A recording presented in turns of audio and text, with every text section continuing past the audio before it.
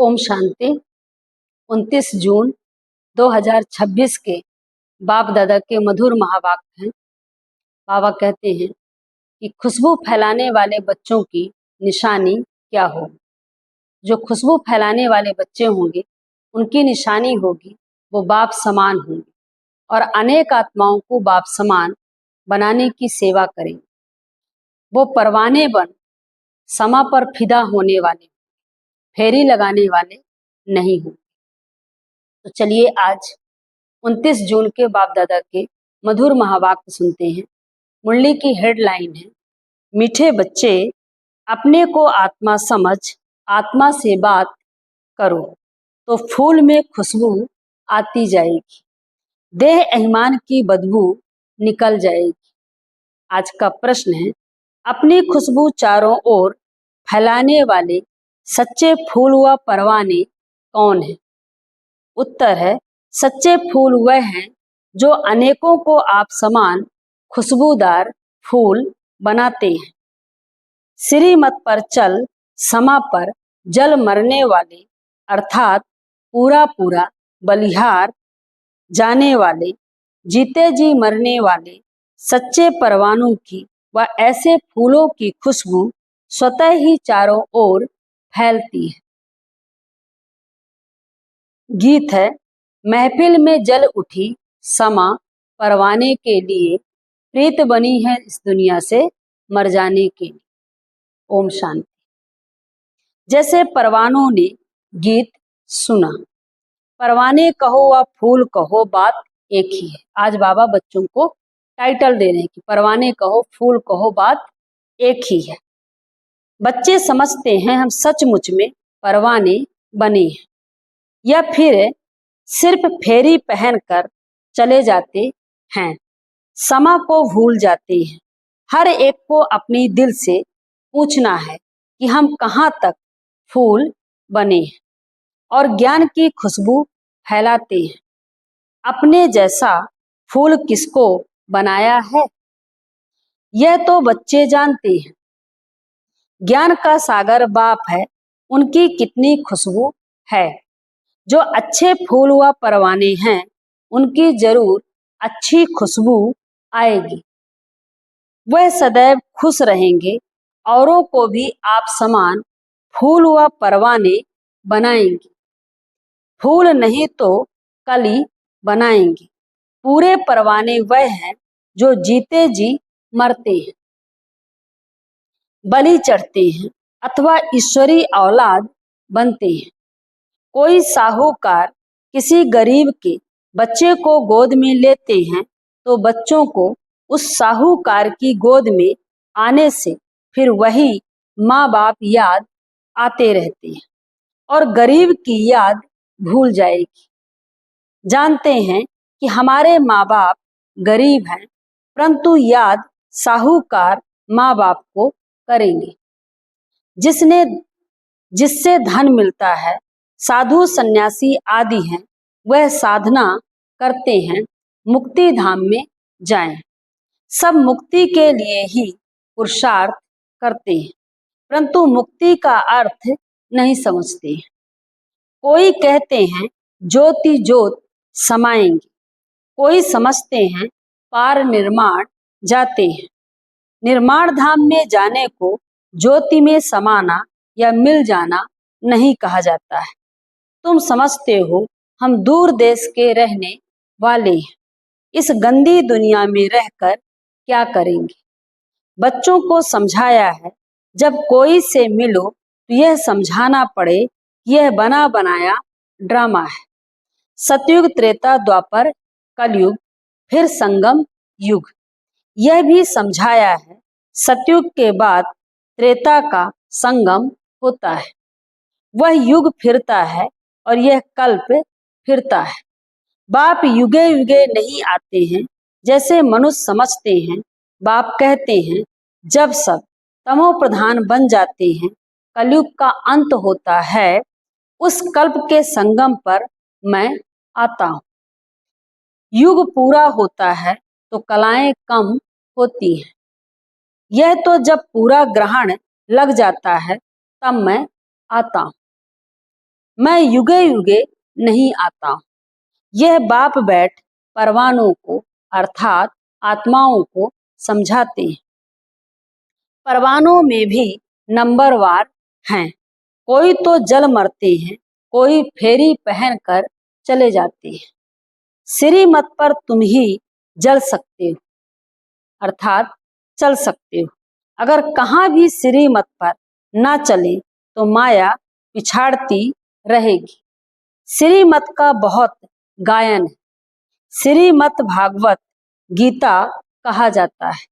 शास्त्र तो बाद में बैठ जिन्होंने बनाए, तो उस समय बुद्धि रजो होने के कारण समझा कि श्री कृष्ण द्वापर में आया। मैं आता ही तब हूँ जब आदि सनातन देवी देवता धर्म प्राय लोप हो जाता है। बाकी सब धर्म रहते हैं। ऐसे नहीं वह देवता धर्म वाले मनुष्य गुम हो जाते हैं, परंतु यह भूल जाते हैं कि हम देवी देवता धर्म के थे, अपना हिंदू धर्म कह देते हैं। यह भी ड्रामा में नूद है। जब भूले तब तो फिर मैं आकर देवी देवता धर्म की स्थापना करूं। यह एक ही बाप है जो आकर दुख धाम से सुख धाम का मालिक बनाते हैं। तुम कहेंगे अभी हम नरक के मालिक हैं। दुनिया को तमो प्रधान तो बनना ही है। सब पतित हैं तब तो पावन के आगे जाकर नमस्ते करते हैं। अब आप कहते हैं श्रीमत पर चलो। जन्म जन्मांतर का बोझा सिर पर बहुत है, नहीं तो त्राही त्राही करना पड़ेगा। वह तो समझते हैं आत्मा निर्लेप है, परंतु नहीं, आत्मा ही दुख सुख देखती है। यह कोई समझते नहीं है। बाबा बार बार समझाते हैं मंजिल बहुत भारी है। इस समय तुम पुरुषार्थ करते हो जबकि दुखी हो। जानते हो सतयुग में हम बहुत सुखी रहेंगे। वहां यह पता नहीं रहेगा कि हमको फिर दुख धाम में जाना है। हम सुख में कैसे आए हैं, कितने जन्म लेंगे, कुछ भी नहीं जानते। कहाँ? सतयुग। अगर जान लेंगे तो फिर दुख ही हो जाएगी, इसलिए कुछ भी नहीं जानते। अभी हम संगम युग में सब कुछ जानते हैं। अभी तुम जानते हो तो ऊंच कौन ठहरे? हम ब्रह्मा मुखवंशावली ब्राह्मण। तुम ईश्वर की औलाद होने के कारण जैसे ईश्वर नॉलेजफुल है, ऐसे तुम भी नॉलेजफुल ठहरे। अभी तुम ईश्वरी औलाद हो, परंतु नंबर वार। कोई तो बड़े मस्त हैं, समझते हैं हम बाबा की मत पर चलते रहते हैं। जितना मत पर चलेंगे उतना श्रेष्ठ बनेंगे। बाप सम्मुख बैठ बच्चों को समझाते हैं। बच्चे देह अभिमान छोड़ दो, देही अभिमानी बनो। निरंतर याद करो, बाप तो सदैव है ही सुखदाता। ऐसे नहीं कि दुख भी बाप ही देते हैं। बाप कभी बच्चों को दुख नहीं देते। लौकिक में भी माँ बाप कभी भी बच्चों को दुख नहीं देते। अगर बच्चों को दुख मिलता भी है तो उनके अपने कर्मों के अनुसार मिलता है। इसीलिए हमारा जो पारलौकिक बाप है वो भी हम बच्चों को कभी भी दुख नहीं देते हैं। इसलिए उनको कहा गया दुख हरता सुख करता। हमारे दुख हर के हमको सुख देते हैं। बच्चे अपनी उल्टी चलन से दुख पाते हैं। बाप खुद नहीं दे सकते, कहते हैं हे भगवान बच्चा दो तो कुल वृद्धि को पाएगा। बच्चे को बहुत प्यार करते हैं, बाकी दुख अपने कर्मों का ही पाते हैं। अब बाप तुम बच्चों को बहुत सुखी बनाते हैं, कहते हैं श्रीमत पर चलो। आसुरी मत पर चलने से तुम दुख पाते हो। बच्चे आप अथवा टीचर अथवा बड़ों की आज्ञा ना मानने से दुखी होते हैं। दुख दाई सुख खुद बनते हैं। बाबा कह रहे दुखदाई खुद बनते हैं, माया के बन पड़ते हैं। ईश्वर की मत पर अब ही तुमको मिलती है। बाबा कह रहे ईश्वर की मत अब ही तुमको मिलती है। ईश्वर मत की रिजल्ट 21 जन्म चलती है, फिर आधा कल्प माया की मत पर चलते हैं। ईश्वर एक ही बार आकर हम बच्चों को मत देते हैं। माया तो आधा कल्प से मत देती ही रहती है। बाप एक ही बार मत देते हैं। माया की मत पर चलते 100% दुर्भाग्यशाली बन पड़ते हैं। जो अच्छे अच्छे फूल हैं वह उसी खुशी में सदैव मस्त रहेंगे। नंबर वार है ना, परवाने कोई तो बाप के बन श्रीमत पर चल पड़ते हैं। गरीब ही अपना पोता मेल लिखते हैं। साहूकारों को डर लगता है कि यहाँ हमारे पैसे ना ले लेंगे। साहूकारों के लिए बड़ा मुश्किल है। बाप कहते हैं मैं गरीब निवाज हूँ। दान भी हमेशा गरीबों को ही दिया जाता है। सुदामा की बात है ना, चावल चपटी ले उनको महल दे दिए। तुम हो गरीब, समझो कोई के पास 25-50 रुपए है, उनमें से 20-25 पैसे देता है। साहूकार 50,000 दे तो भी इक्वल हो जाता है, बराबर हो जाता है। इसलिए गरीब निवाज नाम गाया हुआ है। साहूकार लोग भी कहते हैं हमको फुर्सत नहीं मिलती है, क्योंकि पूरा निश्चय नहीं है। तुम हो गरीब, गरीबों को धन मिलने से खुशी होती है। बाबा ने समझाया है यहाँ के गरीब वहाँ साहूकार बन जाते हैं, और यहाँ के साहूकार वहाँ गरीब बन जाते हैं। कई कहते हैं हम यज्ञ का ख्याल रखें व कुटुंब का ख्याल रखें। बाबा कहते हैं तुम अपने कुटुंब की बहुत अच्छी संभाल करो। अच्छा है जो तुम इस समय गरीब हो। साहूकार होते तो बाप से पूरा वर्षा ले नहीं सकते। सन्यासी ऐसे नहीं कहेंगे, वह तो पैसे लेकर अपनी जागीर बनाते हैं। शिव बाबा थोड़े ही बनाएंगे। यह मकान आदि सब तुम बच्चे ने अपने लिए ही बनवाए। यह किसकी जागीर नहीं है, यह तो टेम्परेरी है, क्योंकि अंत समय बच्चों को यहाँ आकर रहना है। हमारा यादगार भी यहाँ है, तो पिछाड़ी में यहाँ आकर विश्राम लेंगे। बाप के पास भागेंगे। वह जो योग युक्त होंगे उन्हों को मदद भी मिलेगी। बाप की बहुत मदद मिलती है। तुमको यहाँ बैठ विनाश देखना है। जैसे शुरू में बाबा ने तुम बच्चों को बहलाया है, फिर पिछाड़ी में बहलाने शुरू करेंगे। बहुत प्यार करेंगे, जैसे बैकुंठ में बैठे हैं, बहुत नजदीक होते जाएंगे। यह तो समझते हैं कि हम यात्रा पर हैं, थोड़े समय के बाद विनाश होगा। तुम बहुत खुश हो जाएंगे, बस हम जाकर प्रिंस बनेंगे। किस्म किस्म के फूल हैं। हर एक बच्चे को समझना चाहिए मैं कितनी ज्ञान की खुशबू दे रहा हूँ। किसको ज्ञान और योग की शिक्षा देता हूँ। जो कहते हैं वह अंदर प्रफुल्लित रहते हैं। बाबा जान जाते हैं यह किस अवस्था में रहते हैं। इनकी अवस्था कहाँ तक गैलप करेगी। गैलप उनकी करेगी जो परवाना बन चुका होगा। बाप समझाते हैं माया के तूफान तो बहुत आएंगे, उनसे अपने को बचाना है। अभी यह राजयोग परमपिता परमात्मा आकर हम बच्चों को सिखलाते हैं। परमात्मा आकर आत्माओं को समझाते हैं। आत्मा को ज्ञान है, मैं आत्मा अपने इस ब्रदर आत्मा को समझाती हूँ।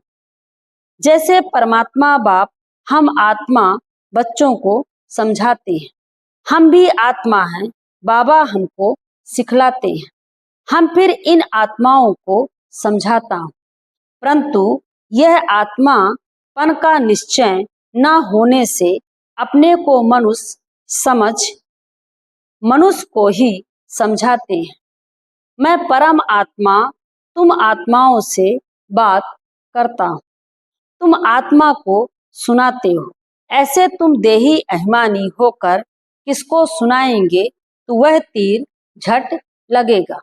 अगर खुद ही देही अभिमानी नहीं रह सकते तो धारणा करा नहीं सकते। यह बड़ी ऊंची मंजिल है। बुद्धि में यह रहना चाहिए कि हम इन ऑर्गन्स से सुनते हैं, कानों द्वारा सुन रहे हैं, आंखों द्वारा देख रहे हैं, मुख द्वारा बोल रहे हैं। बाप कहते हैं हम आत्माओं बच्चों से बात करते हैं। बाबा का फरमान है अशरीरी नंगे बनो, देह अभिमान छोड़ो, मेरे को याद करो। यह बुद्धि में आना चाहिए। हम आत्मा से बात करता हूँ, शरीर से नहीं। भल फीमेल है, उनकी भी आत्मा से बात करते हैं। तुम बच्चे समझते हो हम बाबा के तो बन गए, परंतु नहीं, इसमें बड़ी सूक्ष्म बुद्धि चलती है। मैं आत्मा हूँ, मैं इनकी आत्मा को समझाता हूँ। यह हमारा भाई है, इनको रास्ता बताना है। आत्मा समझ रही है ऐसे समझो, तब आत्मा को तीर लगे। देह को देखकर सुनाते हो तो आत्मा सुनती नहीं है।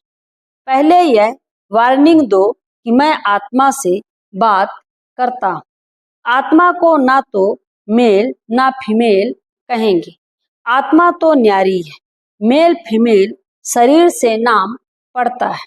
जैसे ब्रह्मा सरस्वती को मेल फीमेल कहेंगे, शिव बाबा को ना मेल ना फीमेल कहेंगे।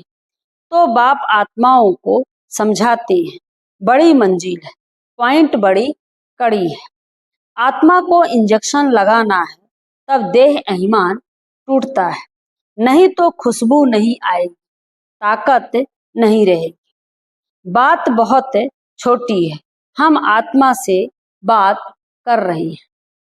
बाप कहते हैं तुमको वापस जाना है, इसलिए देही अभिमानी बनो। मन मना भाव, फिर ऑटोमेटिकली मध्याजी भाव आ जाता है। अभी बड़ी सूक्ष्म बुद्धि मिलती है। सवेरे में बैठ विचार सागर मंथन करना है। दिन में तो सर्विस करनी है, क्योंकि कर्म योगी है।